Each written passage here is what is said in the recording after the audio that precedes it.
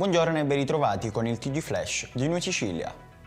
La Guardia di Finanza di Catania ha effettuato una serie di controlli nei confronti di 4 persone, un truffatore e 3 presunti usurai che sarebbero riusciti ad accumulare proventi illeciti per circa 2 milioni di euro.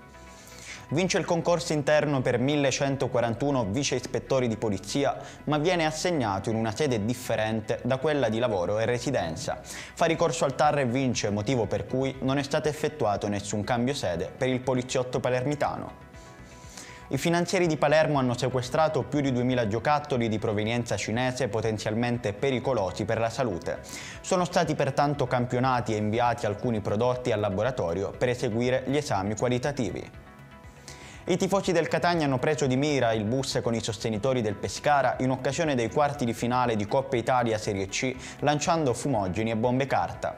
Dopo le indagini della Digos sono stati arrestati 2 ultras della Curva Nord. Con l'avvento delle festività natalizie e del turismo, il sindaco di Catania, Enrico Trantino, spinge per il maggiore utilizzo dei mezzi pubblici, alleggerendo la città dal traffico veicolare. La metropolitana resterà aperta fino a mezzanotte. Ed è tutto per questa edizione, il prossimo appuntamento sarà questo pomeriggio alle 19:30.